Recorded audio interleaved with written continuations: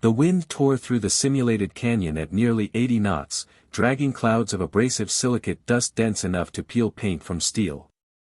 On the Zorgan targeting display, the impact probability pulsed an unwavering crimson 0. Impossible. The atmosphere had become a living equation, too chaotic for any targeting algorithm to resolve in real time. Private Elena Vance didn't even glance at the screen.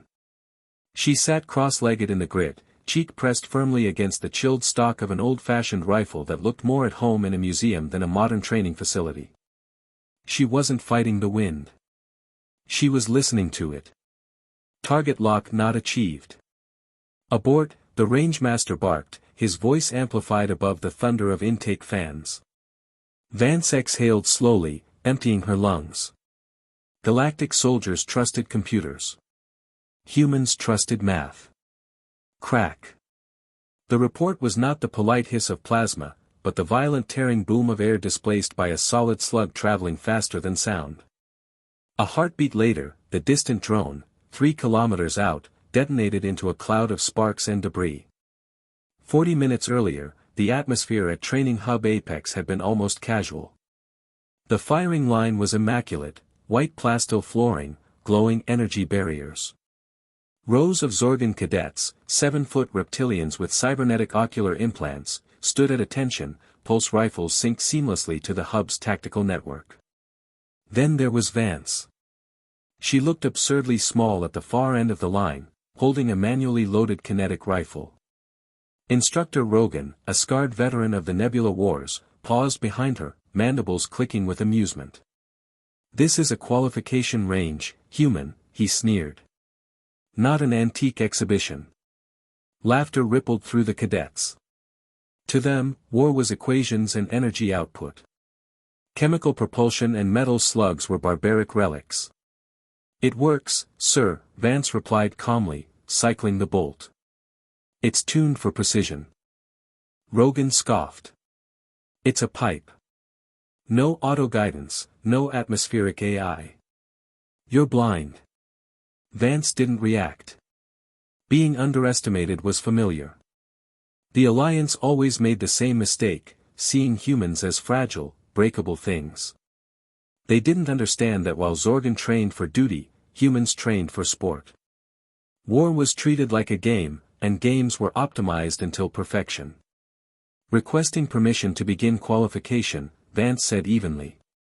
Rogan signaled the tower, mock sympathy flashing across his features. "Grant the human her failure. Initiate standard pattern alpha." Targets rose. The Zorgan cadets simply pointed and fired. Their rifles hummed, micro-corrections ensuring clean hits. Vance dropped prone. She wasn't just shooting, she was waging war against the environment itself. Clack. Thunk. She worked the bolt, calculating everything in her head. Drop. Drift. Spin. Coriolis. This wasn't doctrine. It was obsession. Bang. 500 meters, down. Bang. 800, dead center. While energy rifles paused to recalibrate or overheated under shifting winds, Vance adjusted instinctively, reading heat shimmer and dust flow. Back home, she'd been a weekend competition shooter. Here, she was dismantling elite military doctrine. Rogan's mandibles went still. Telemetry screens flickered as Vance threaded shots through cover, banking rounds off hard surfaces to strike hidden drones. She cleared the range with cold, mechanical precision. Qualification complete, chimed the system, sounding confused. Accuracy, 100%. Rogan stared. He no longer saw a recruit. He saw a hunter. Set the range to maximum, a deep voice commanded. High Warlord Thrax watched from the observation deck. The simulation shifted violently. White walls dissolved into jagged obsidian cliffs. Storm clouds churned overhead, unleashing sideways rain driven by gale-force winds. Scenario Category 5, Hurricane, the computer announced, glitching under strain. Target, hypervelocity skiff. Distance, 3.5 kilometers. The Zorgan cadets stepped back. Their weapons were useless. To them, the shot was mathematically impossible. Vance stayed prone, soaked to the skin. Vance pulled a laminated card from her pocket, her own handwritten ballistic chart. She cannot make that shot, Rogan muttered, uncertainty replacing arrogance. Wind shear alone exceeds 40 meters per second. Watch, Thrax replied. Vance adjusted her scope. Click. Click. Click. She wasn't guessing. She was applying physics her species had mastered long before spaceflight. Density altitude.